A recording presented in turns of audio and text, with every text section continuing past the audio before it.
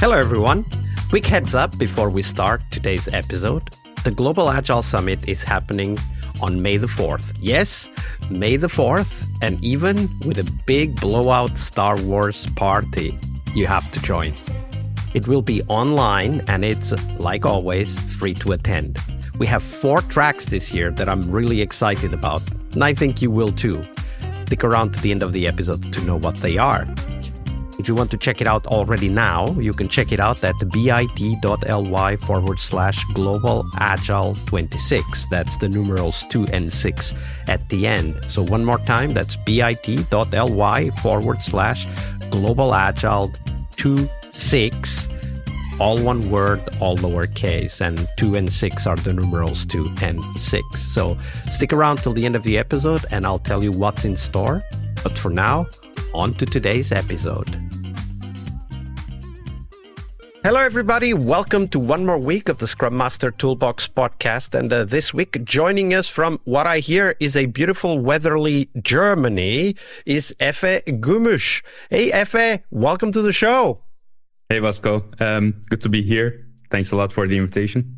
Absolutely. So Efe is an out-of-the-box Agile coach and Scrum Master who brings fresh perspectives to Agile by connecting it with everyday life. He uses metaphors to reveal mindset patterns and applies continuous feedback loops beyond work, including music production, gym training, constantly refining performance, creativity, personal growth, and resilience. Of course, feedback is useful in all of those domains and more. Efe, take a minute. Tell us a little bit more about yourself and how did you end up becoming a Scrum Master? My Scrum Master journey was actually a rocky one because when I first started working, in my first work experience, I started as a network operation automation engineer. That was my first ever job, but it was a management trainee program. So I didn't have any other experience. I was an electrical and electronics engineer, fresh out of the college, and started by development. After that, I had another, I relocated in another squad or in another team in the same organization.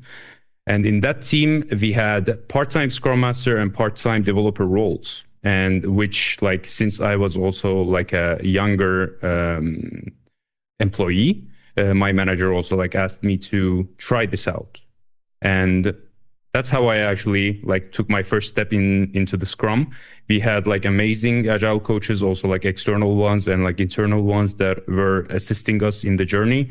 It was also hard to balance it out 50-50 with the developer role and the Scrum Master role. What made it specifically hard for you in that context at that time? What made it hard for you to have that split role between Scrum Master and developer? I think the biggest problem, back then I didn't realize this, but the biggest problem when I reflect on it right now is the stance changes. Because as a Scrum Master, we have to as Scrum Masters, we have to establish our impartiality when we are facilitating and when we are coaching, and being inexperienced also in work life and having this double role made the stance change a little harder. Yeah, absolutely. Especially when, as a developer, your mind quickly focuses on problem solving, finding problems, solving them, and so on. And as an Agile coach or a Scrum Master, your job is to help teams own the solution, not solve the problem, right? That alone would be a great difference. And I can imagine that didn't get any easier, at least in some points in your journey, because of course, today's Monday, we're talking about Fail Monday here. So we want to hear that story, a story where you tried your best, but in that moment, Efe, the best just wasn't good enough. So tell us that story. We'll dive into the takeaways and the lessons learned later, but tell us that story first. Yeah, sure. It's actually there's not, I wish there was only one story. There are lots of to pick from, but I would also like to stay relevant. So One of the biggest challenges that I had is as also like agile coaches, or like even like Scrum Masters, agile coaches, it doesn't matter what role we have. It's basically the scope that we are actually influencing or like having an impact on. As an agile coach, it was like super hard for me to figure out the correct facilitation or like coaching or position to coach the organization, to coach the teams. Because if you get too involved, then like you're becoming, you're overstepping the boundary of a Scrum Master. If you're like too far away, then you are non-existent. And I had like problems with both. Like in some cases, I overtook the Scrum Master role, and like it also like created some type of an authority, which was not like pleasant.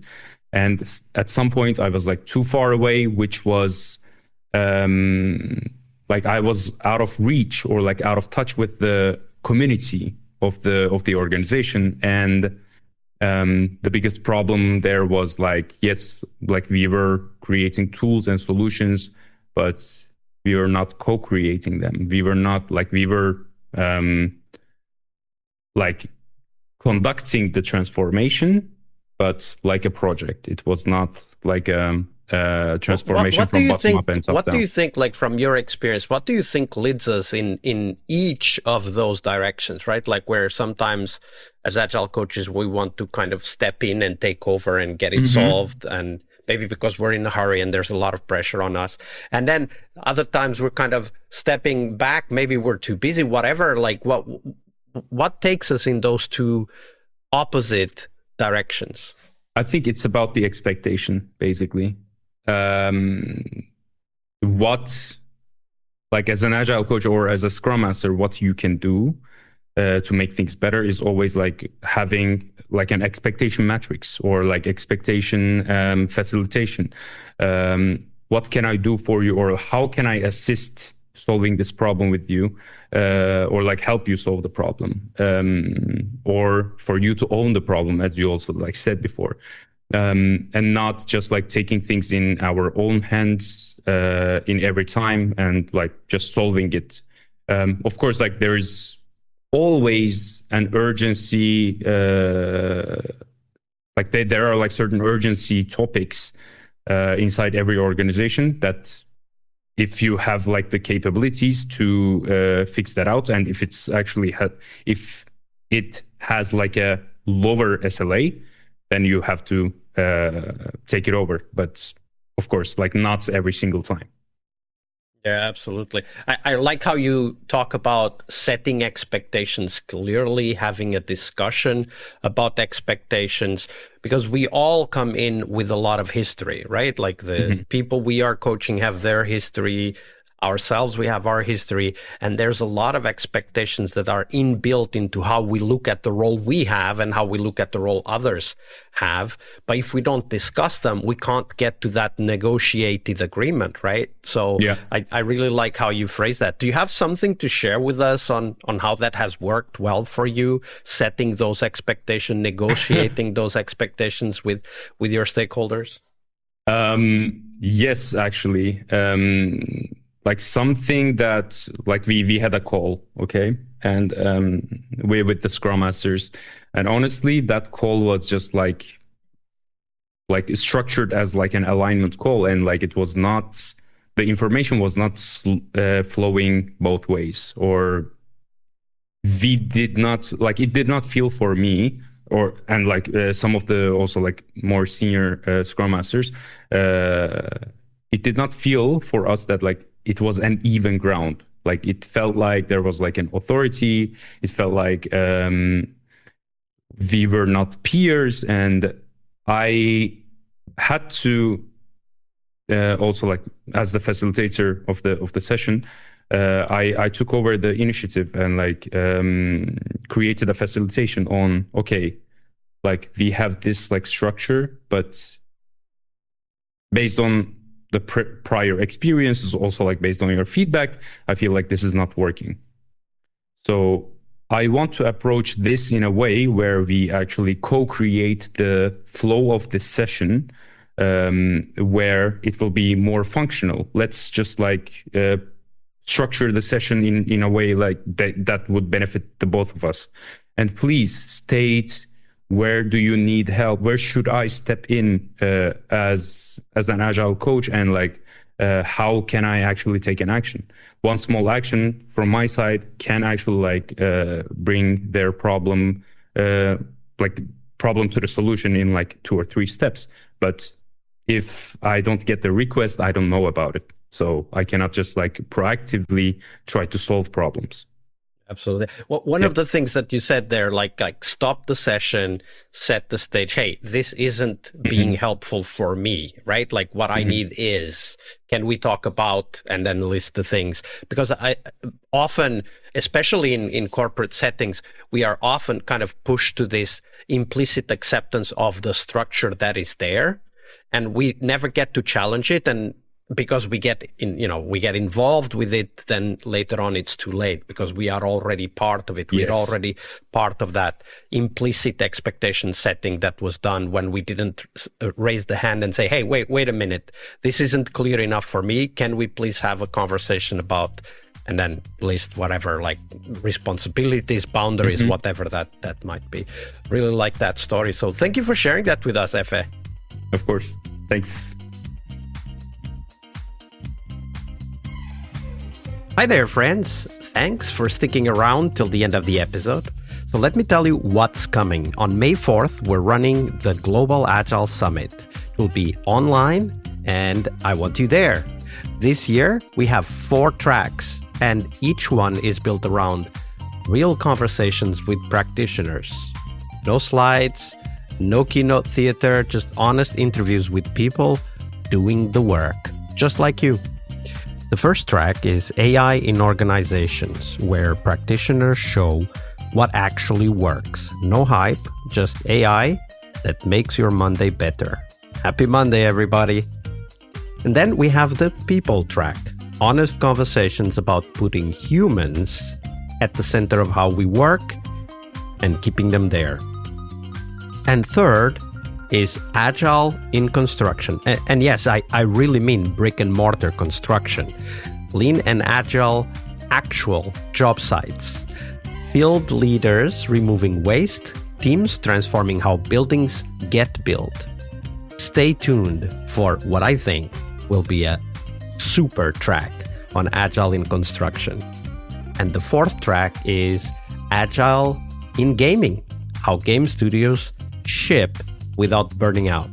Agile inside the creative pressure cooker.